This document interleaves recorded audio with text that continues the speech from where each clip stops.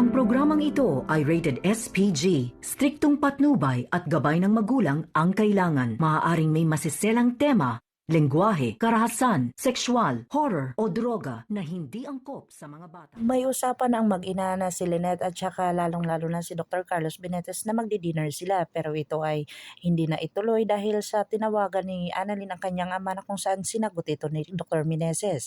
Sinabi niya dito na naglasing ang kanyang ama na kung saan agad-agad naman itong pinuntahan ni Annalyn. Dito na nga nagkasalubong na naman si Annalyn at saka si Zoe na kung saan dito na pumagit na itong si Dr. Carlos Meneses na kung saan dito na nga nagising si Dr. RJ Tanyag at dito na niya pinaramdam sa kanyang anak na talagang mahal niya ito at ihahatid niya sana, pero ito ay talagang umayaw si Zoe na kung saan nalasing din itong si Dr. RJ Tanyag.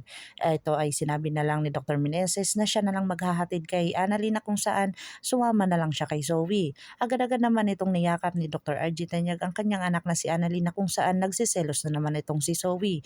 Dito na nga itong si Moira at saka si Giselle ay talagang nagharapan na kung saan talagang ayaw ni Giselle na mapunta sa iba ang Apex Medical Center, kaya gumagawa ito ng paraan para kausapin si Mr.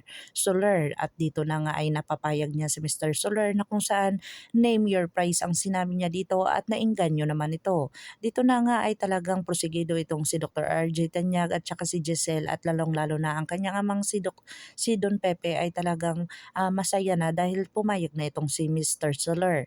Dito na nga ay talagang sinabi ni Dr. RJ Tanyag sa pamahayag niya dito sa mga tauhan sa Apex Medical Center kung saan talagang dumating dito si Moira.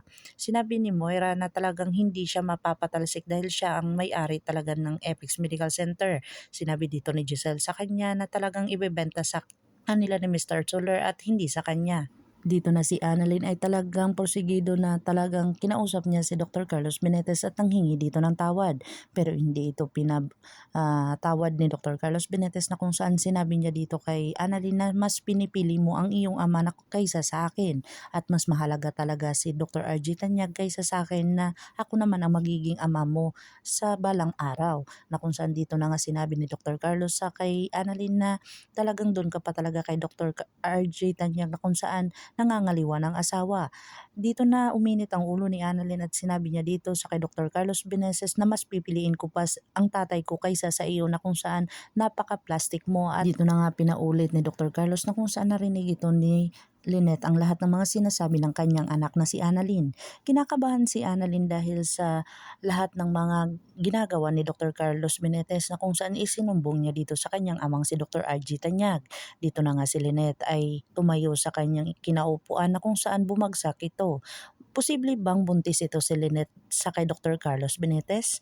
Abangan natin ang mga susunod pa na episode na ito. Ang abot kamay na pangarap. If you like my story, please like, share, and subscribe para ma-update po kayo sa mga susunod pa. Yun lamang po at maraming salamat.